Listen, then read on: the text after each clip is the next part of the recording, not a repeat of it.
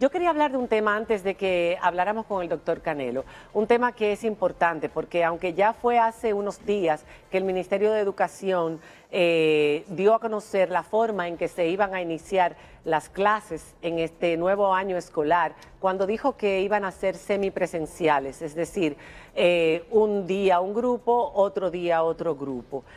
Como ustedes saben, hacía un tiempo los padres estaban diciendo que si las clases iban a ser virtuales, se estaban quejando de que se les siguiera cobrando la misma tarifa porque los colegios supuestamente ahorraban y ellos tenían que trabajar el triple, etcétera, etcétera. Pero bueno, ya ese tema ahora pasó a un segundo lugar porque ahora los padres y los profesores están levantando la voz por esto que ha sugerido el Ministerio de Educación. Mira, o que ha dicho que va a hacer así. Hay varias dudas. Por ejemplo, yo conversaba hoy con la profesora María Teresa Cabrera y ella me decía, bueno, se ha dispuesto dividir en seccionales de 20 estudiantes, pero hay aulas que por su tamaño te permite que haya un distanciamiento con 20 estudiantes, pero hay aulas en las que no. Hay centros educativos que son mucho más pequeños, pero también está la duda de si la situación de salud va a permitir que se abran las clases a finales de agosto. Y además, el tema de que sea semipresencial,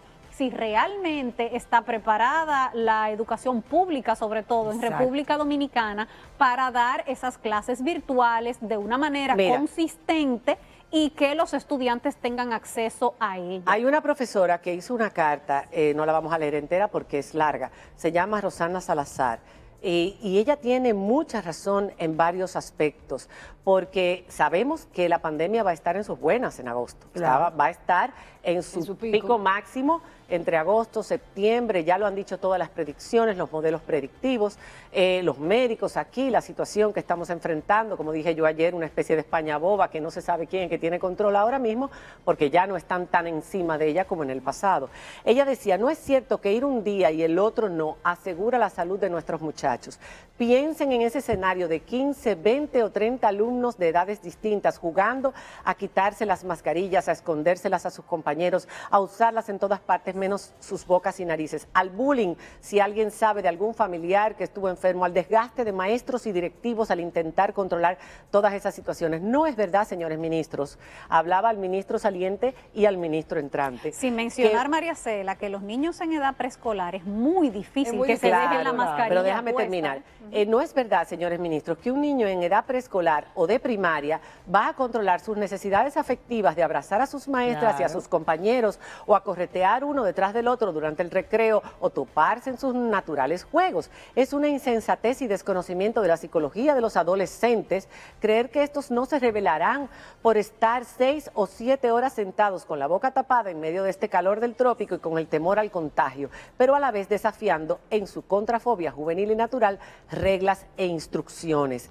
Ella decía que debería haber una alternativa. Por ejemplo, decía, si su decisión es para complacer a los empresarios de la educación, les recuerdo que salud pública está por encima de cualquier actividad. Si es debido a los contratos para el desayuno y el almuerzo escolar, entonces inviertan ese dinero en dotar a los alumnos de pequeñas computadoras o tabletas y entréguenles a sus padres un dispositivo para internet móvil y mándeles esa comida a sus casas en forma de bonos o compras. Todo eso se determinaría a la hora de la inscripción bajo la supervisión de las asociaciones de padres de las escuelas y técnicos de ese ministerio. Y al final termina diciendo, este año escolar no puede ni debe ser presencial ni semipresencial porque nos quedaremos con semipoblación magisterial y estudiantil. Es muy difícil de controlar, lo que decía Diana también, los niños en edad preescolar o los pequeños, cuya dinámica es interactuar, estar uno cerca del otro, que se contagian también de otro tipo de resfriados. No es solo en el salón de clases. No, nada, de las mucosidades, los vómitos cuando se sienten malitos, todo ese tipo de cosas, es todo ahí, es un foco de contagio. Van a sus hogares y los maestros también. Que las decisiones va a haber que irlas tomando dependiendo del escenario en el que esté la República Dominicana cuando nos vayamos acercando a la fecha, porque porque también hay que entender que es muy difícil para los padres que están trabajando y sus hijos están solos en la casa. Entonces, son muchas realidades al mismo tiempo. Y la brecha digital. Pero recuerden obviamente que lo que debe primar es la salud. El doctor en este José momento. Joaquín Puello lo advirtió también, las clases no deben ser presenciales en septiembre.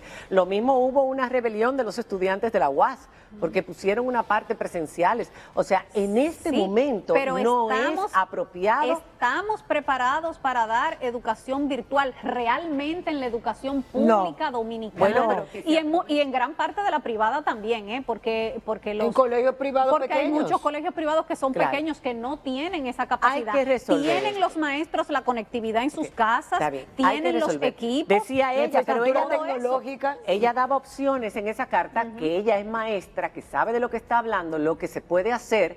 Ella daba las opciones de que cada maestro tenga en sus hogares. Y los estudiantes, ¿cómo se le garantiza a cada estudiante que tenga internet en su casa, Para eso por se ejemplo? puede también convidar a las telefónicas para colaborar en el proceso educativo, ellos que siempre se han preocupado. Pero hay que ver, porque en una una sociedad tan desigual, cuando tú llegas a lugares donde no hay ni siquiera agua potable ni energía eléctrica, ¿cómo esos dispositivos, esos estudiantes van a tener acceso a eso? Peor es que no estamos garantizando. Eso que yo leí, leí, claro, pero que todo, va a eso, pasar. todo eso tiene que tomarse en cuenta. Pero claro, entonces la pregunta es, ¿estamos preparados? Porque si no estamos preparados, hay que preparar esa estructura. Claro. Esa y hay que hacerlo desde ahora. Y hay que hacer, no, volando hay que hacerlo, Pero porque el año escolar empieza en un mes una y semana. pico. No se puede estar, esperando. 24 de agosto. Exacto. En No un se mes, puede 3 estar semanas. esperando a ver cómo va a estar la pandemia. Ya sabemos cómo va a estar la pandemia.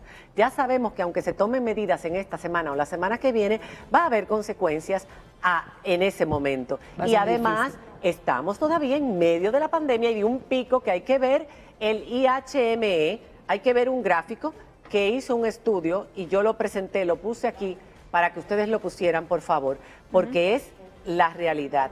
Mira, hoy María Teresa Cabrera me decía algo interesante. Al Estado que tome Radio Televisión Dominicana, que es del Estado, y empiece a dar clases para cada nivel educativo, 1 hora por lo menos al día, 1 hora para primero de primaria, 1 hora para segundo, 1 hora para tercero. Mira esa gráfica se expande ahí, pero al ser estrecha se ve mucho mejor.